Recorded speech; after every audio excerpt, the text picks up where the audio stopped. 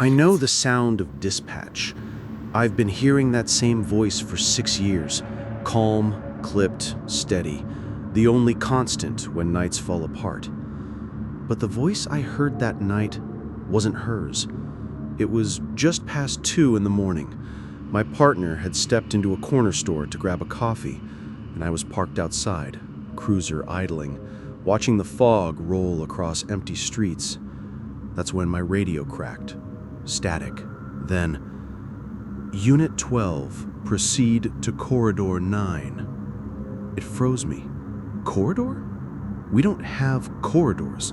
We have streets, avenues, intersections. Dispatch never uses that word. I thumbed the mic. Say again. The reply came back instantly. Same voice, except it wasn't. The cadence was off. Flat. Like someone had listened to dispatch 1,000 times and was now repeating her, syllable by syllable. Unit 12, proceed to Corridor 9. I glanced at my partner, walking back with his coffee. He saw my face, asked what was wrong. I didn't answer. I switched to the secure channel and called dispatch directly. A few seconds later, the real dispatch answered, groggy but clear. Unit 12, I haven't called you all night. What's going on? I stared at the mic. 2 different voices.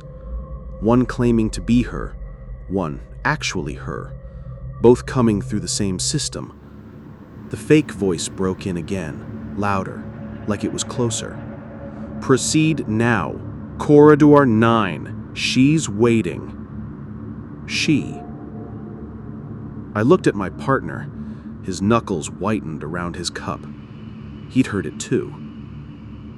We rolled anyway, because curiosity is sometimes stronger than fear, and because cops don't ignore calls, no matter how wrong they sound. The directions didn't make sense, but somehow we ended up at an alley behind a shuttered laundromat. Spray painted on the brick wall, fresh enough the paint was still dripping, were 3 characters in black. 12, our unit number. The radio went dead. No static, no dispatch, nothing. Back at the station, the tapes were pulled. Audio logs showed 2 separate feeds running in parallel. One was our dispatcher's normal traffic. The other, same time code, same frequency, layered on top, calling my name, giving my unit number, urging me deeper. It wasn't interference. It wasn't crosstalk. It was a voice that wanted me to listen. And the worst part? When my partner swears he heard it too, the tapes only play it in my channel. It was just another one of those noise complaints. 3rd floor, building that always smells like mildew. Neighbors swore they heard a fight. Lots of shouting, furniture dragging, and maybe something even worse. Only one tenant lives there. The profile read, male, mid-30s, alone. I'd been to his unit before for a broken lock. I climbed the stairs. The hallway was stale, carpet worn thin. Before I even reached the door, I heard it. 2 voices. Both of them screaming. I froze. Dispatch said only 1 occupant. My hand hovered over the mic. For a second, I thought maybe he had company, or maybe it was a trespasser. But the voices, they were wrong. They overlapped like 2 recordings played a half-second out of sync. Same tone, same pitch, same words. One louder, one whispering underneath, "Don't open the door. Don't open the door." I knocked firmly. "Police, open up." There was silence, and then came a calm voice, almost cheerful. "1 second." At the same time, I heard a whisper, same voice from the same spot behind the door.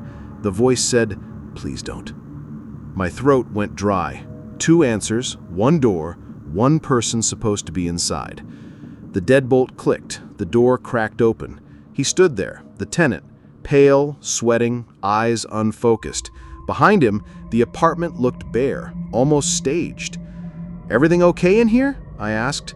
He nodded too quickly. "Yeah, fine, just me." I knew I should have pushed it, called for backup, or maybe stepped inside. Instead, I scanned the room from the threshold. It was empty, no origin of the second voice. Still, the hair on my arms wouldn't lie down. So I cleared the call and logged it as nothing.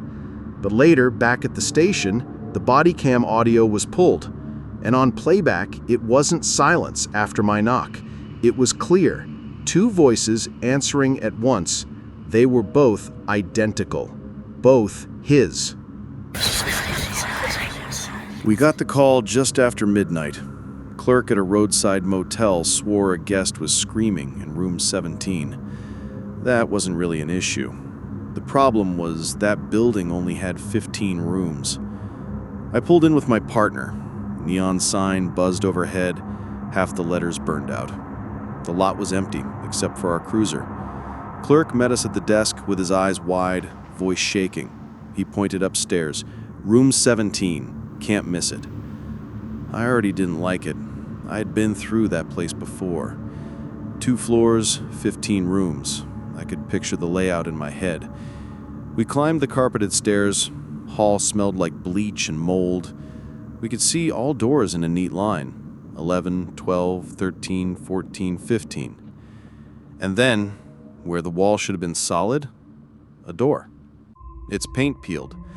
Faded brass numbers, tilted on the wood, spelled out 17. My partner muttered, "This isn't on the map." I put a hand on the knob. It turned too easily. The door opened into a room lit by one buzzing lamp.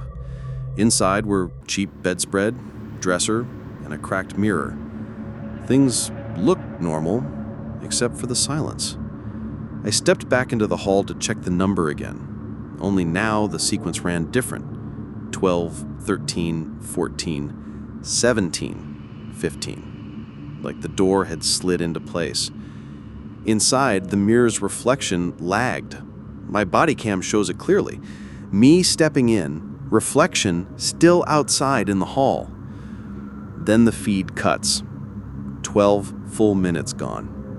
When it comes back, I'm standing outside by the cruiser. Partner 2. Both of us shaken. No memory of leaving the room.